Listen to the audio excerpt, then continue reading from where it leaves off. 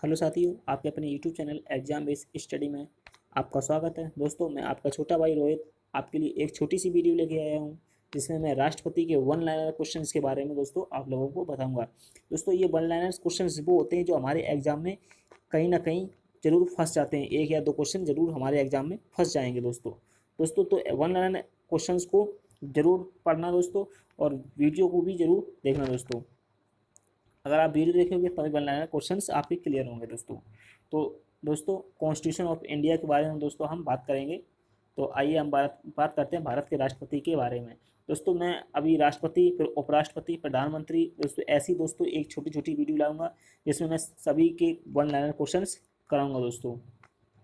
तो आइए हम बात करते हैं भारत के राष्ट्रपति के बारे में। अगर हम भारत के राष्ट्रपति के बारे में बात करते हैं तो आर्टिकल 52 से आर्टिकल 68 तक राष्ट्रपति के बारे में बात कही जाती है। कहाँ से कहाँ? 52 से 68 के बारे में राष्ट्रपति के बारे में बात कही जाती है आर्टिकल के। अगर हम बात करें तो आइए हम बात करते हैं। जैसे अगर हम देख लें आर्टिकल 52 में तो क्या होगा, तो आर्टिकल 52 में क्या होगा, तो आर्टिकल 52 में भारत का एक राष्ट्रपति होगा। और अगर हम राष्ट्रपति के पद की बात कर लें तो राष्ट्रपति का पद कहाँ से लिया गया है, तो राष्ट्रपति का पद यूएसए से लिया गया है। और अगर हम चुनाव की बात कर लें तो निर्वाचन मंडल कहाँ से लिया गया, भारत का निर्वाचन तो यूएसए से लिया गया है। और अगर राष्ट्रपति की निर्वाचन विधि की बात कर लें तो विधि कहाँ से ली गई, आयरलैंड से विधि ली गई है। तो आइए हम ज़्यादा डिटेल में नहीं जाएंगे और वन लाइनर क्वेश्चंस के बारे में बात करेंगे। तो जैसा कि आप पहला क्वेश्चन देख रहे होंगे स्क्रीन पर, भारत की कार्यपालिका का अध्यक्ष कौन होता है? तो भारत की कार्यपालिका का अध्यक्ष राष्ट्रपति होता है। और आगे हम दूसरे क्वेश्चन की बात करेंगे। तो भारत के राष्ट्रपति की तुलना किस देश के सम्राट से की जा सकती है? तो किससे की जा सकती है? ब्रिटेन के सम्राट से की जा सकती है। राष्ट्रपति पद्धति में समस्त कार्यपालिका की शक्ति किसमें नियत होती है? तो समस्त कार्यपालिका की शक्ति किसमें नियत होती है? तो राष्ट्रपति में नियत होती है। जैसे कि आर्टिकल 53 में ये बात कही गई, कार्यपालिका की सभी शक्तियाँ राष्ट्रपति में नियत होंगी। आर्टिकल 53, इसको जरूर याद कर रखना। और अगर हम क्वेश्चंस की बात करें तो भारतीय संविधान के अनुसार भारत का प्रथम नागरिक कौन होता है? तो कौन होता है? राष्ट्रपति होता है। भारत की तीनों सेनाओं का सर्वोच्च सेनापति कौन होता है? तो राष्ट्रपति होता है। आइए हम इस पर थोड़ी डिटेल्स में बात कर लेते हैं। तो आर्टिकल 52 के दूसरे में ये कहा गया है, राष्ट्रपति भारत की सभी सैन्य बलों का अध्ययन होता है, यानी कि अध्यक्ष होता है। अध्ययन नहीं होगा दोस्तों। तो भारत में दो प्रकार के बल होते हैं, कौन कौन से? मिलिट्री फोर्स और पैरा मिलिट्री। अगर मिलिट्री को हिंदी में कहेंगे सैन्य बल और पैरा मिलिट्री को कहेंगे अर्ध सैन्य बल। अगर हम मिलिट्री की बात करें तो आर्मी, नेवी और एयरफोर्स हमारी सैन्य बल के अंतर्गत आती हैं। और अर्ध सैन्य बल की बात करें तो सीआरपीएफ, सीआईएसएफ और एनएसजी, बीएसएफ और एसएसबी ये आते हैं। ये सीआरपीएफ और सीएसएफ और एनएसजी और बीएसएफ और एसएसबी ये गृह मंत्रालय के अंतर्गत आती हैं। और आर्मी, नेवी, एयरफोर्स राष्ट्रपति के अंतर्गत आती हैं। आइए हम आगे क्वेश्चन की बात करते हैं। भारत के राष्ट्रपति पद के लिए उम्मीदवार की न्यूनतम आयु कितनी होनी चाहिए? तो 35 वर्ष होनी चाहिए। यह क्वेश्चन में दिया गया है। राष्ट्रपति का चुनाव किस पद्धति द्वारा होता है?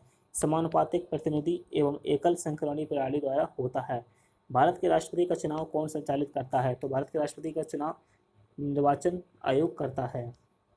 राष्ट्रपति के चुनाव संबंधी मामले कहाँ भेजे जाते हैं? तो राष्ट्रपति के चुनाव संबंधी में उच्चतम न्यायालय में भेजे जाते हैं।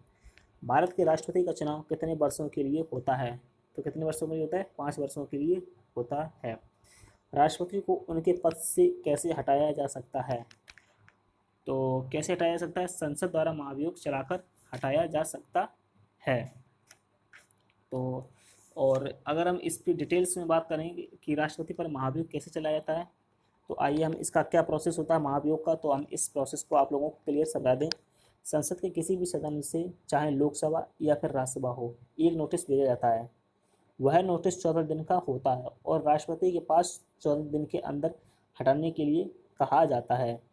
अगर 1/4 मेंबर्स अगर इसमें सिग्नेचर कर देते हैं, तो अगर 14 दिन के अंदर इस्तीफा नहीं देता है तो impeachment process will be start.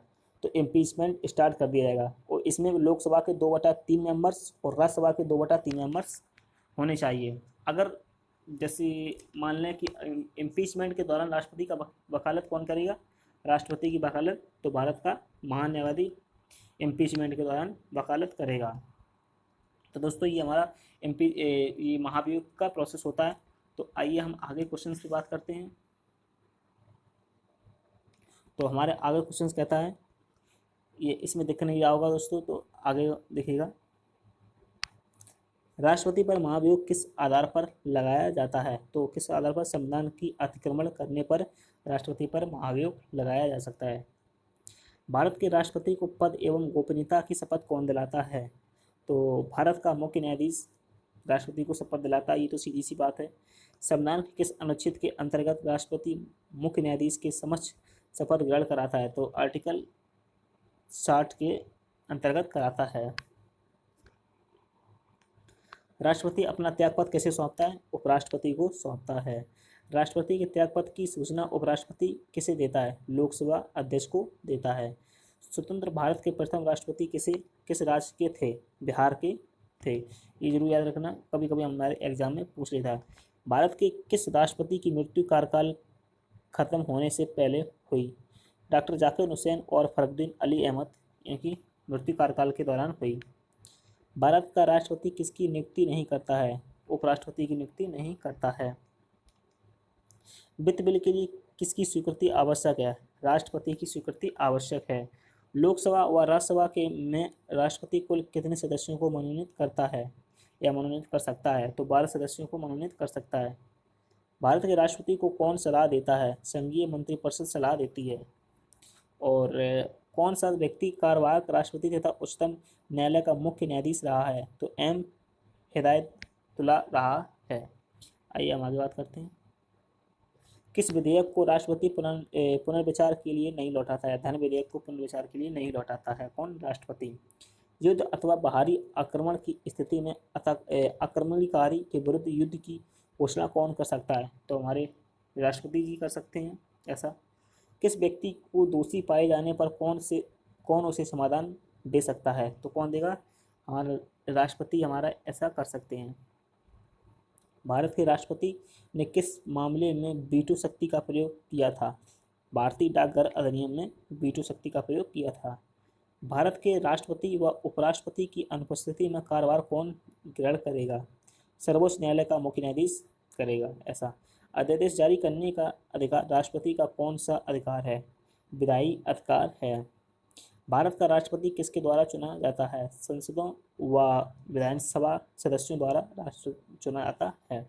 Bharat का संवैधानिक अध्यक्ष कौन होता है? तो भारत का संवैधानिक अध्यक्ष राष्ट्रपति होता है। भारत के प्रथम राष्ट्रपति डॉक्टर राजेंद्र प्रसाद चुनाव कैसे हुआ था? संविधान सभा द्वारा हुआ था। आइए हम आगे बात करते हैं।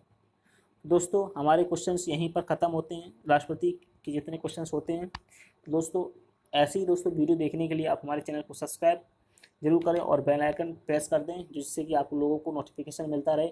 और आगे आप जैसा कि देख रहे होंगे कि उपराष्ट्रपति के क्वेश्चंस हैं दोस्तों यहाँ पर वन लाइनर।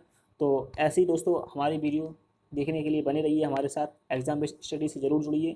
तो दोस्तों आप लोगों को कुछ समझ में आया हो तो दोस्तों हमारे वीडियो को लाइक और हमारे चैनल को सब्सक्राइब जरूर करना दोस्तों। और इसकी पीडीएफ आपको हमारे Telegram channel exam based study पे मिल जाएगी। धन्यवाद दोस्तों।